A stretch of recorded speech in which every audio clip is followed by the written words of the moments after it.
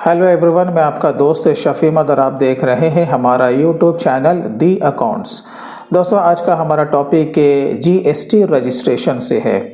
GST registration को लेकर के काफ़ी कन्फ्यूज़न होता है कि अगर हम ट्रेड करते हैं तो इसका लिमिट क्या है, कौन से कंडीशन में हमें जीएसटी का नंबर लेना बिल्कुल ही कंपलसरी हो जाता है, और अगर हम सर्विस को प्रोवाइड करते हैं तो हमें कौन सा नंबर लेना है और इसका लिमिट क्या चल रहा है।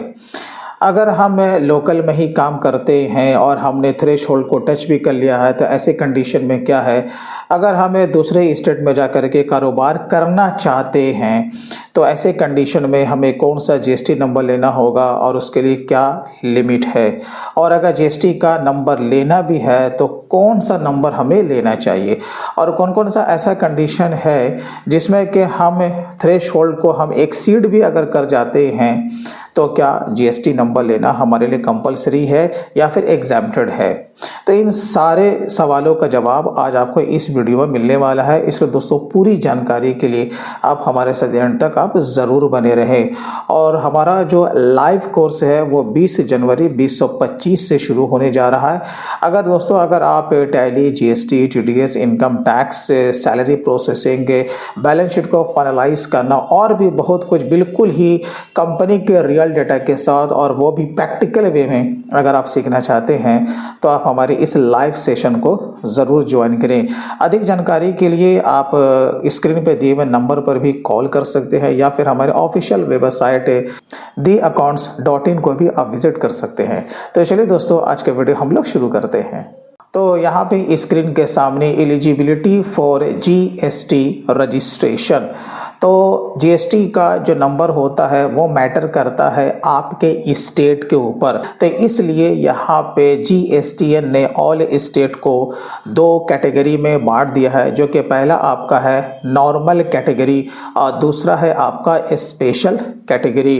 अब आपको ये देखना है कि आप नॉर्मल कैटेगरी में आते हैं या फिर आप स्पेशल कैटेगरी में आते हैं। तो सबसे पहले हम लोग जानते हैं कि नॉर्मल कैटेगरी में कौन कौन से स्टेट को इंक्लूड किया गया है।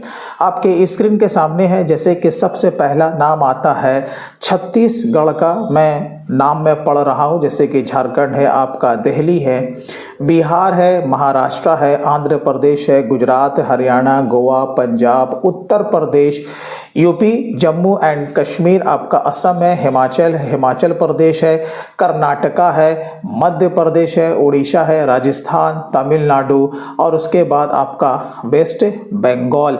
ये जितने भी हैं नॉर्मल कैटेगरी के स्टेट हैं।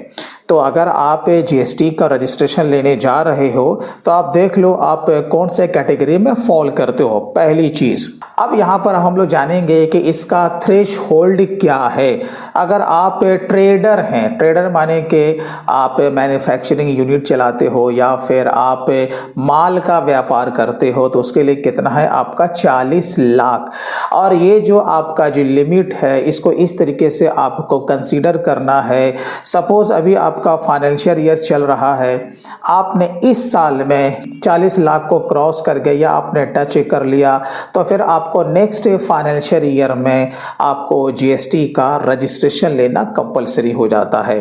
तो इसी तरीके से अगर आप सर्विस प्रोवाइडर हैं तो इसके लिए कितना है, जस्ट उसका आधा हो जाता है, यानी कि 20 लाख।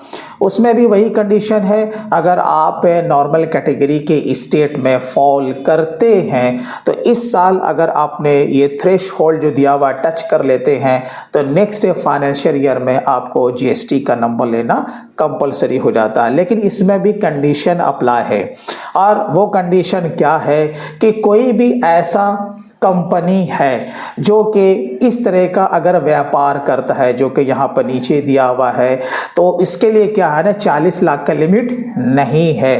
तो 40 लाख के जगह पर उसका जो थ्रेशोल्ड है वो 20 लाख ही कंसीडर किया जाएगा। तो ये आपको ध्यान में रखना है।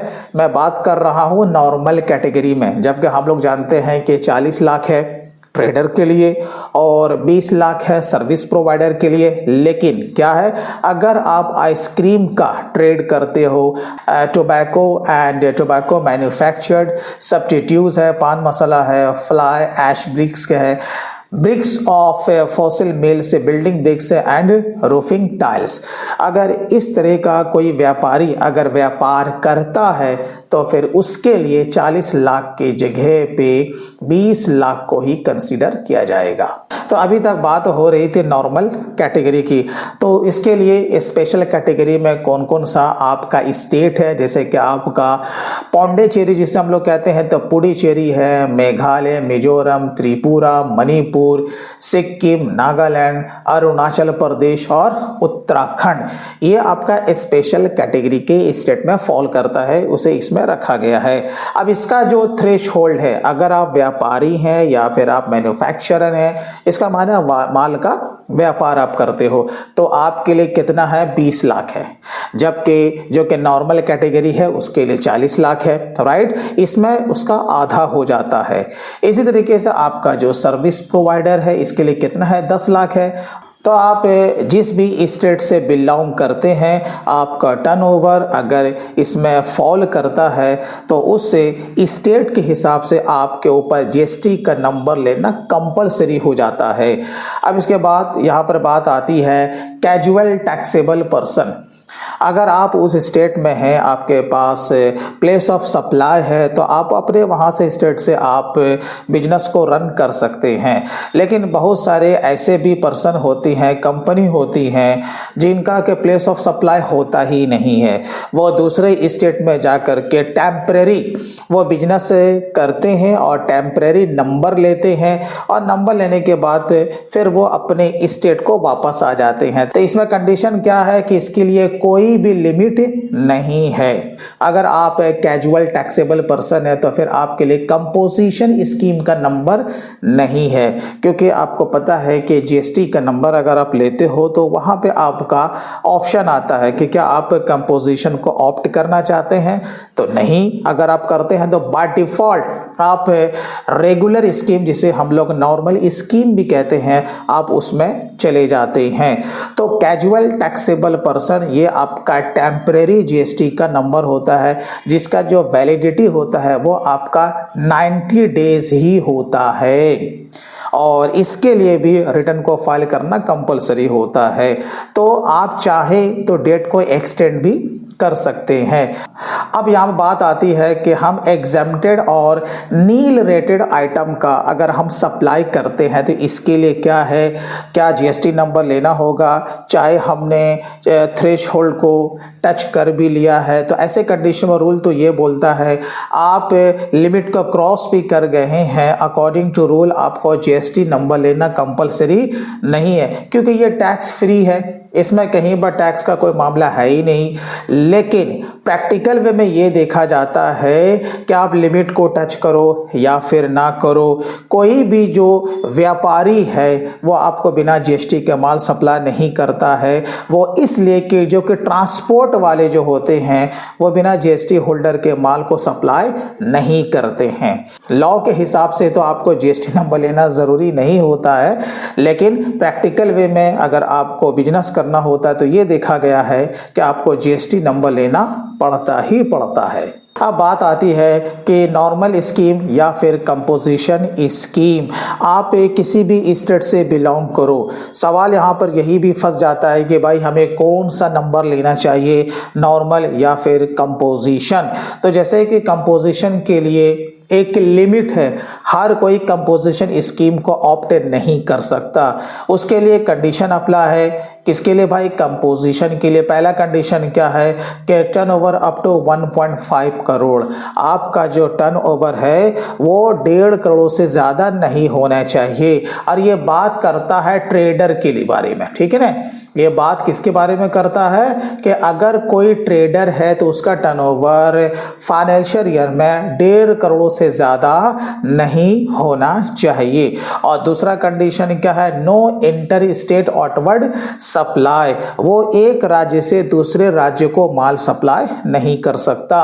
अगर ये दो चीज़ें कोई भी टैक्स पेयर अगर फुलफिल कर लेता है तो फिर वो कंपोजिशन स्कीम को ऑप्ट कर सकता है। अब सवाल ये उठता है कि ये तो ट्रेडर के लिए है, हम सर्विस प्रोवाइडर हैं, तो हमारे लिए इसका थ्रेशोल्ड क्या है, उसके लिए है 50 लाख।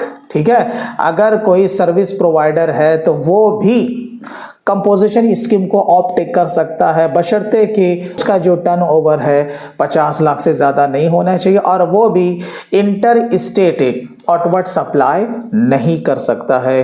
अगर आप ई कॉमर्स से जुड़े हुए हैं तो ये आपको पता होना चाहिए कि आपके ऊपर जीएसटी नंबर लेना कंपलसरी है, और वो भी कंपोजिशन नहीं, आप नॉर्मल स्कीम का नंबर आप ले सकते हैं।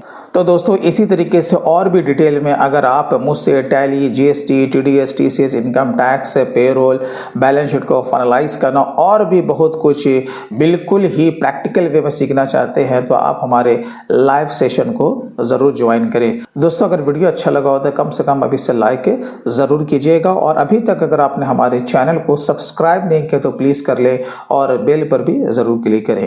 तो चलिए दोस्तों फिर मिलते हैं किसी दिन किसी और नए दूसरे टॉपिक के साथ, तब तक के लिए take care and bye bye.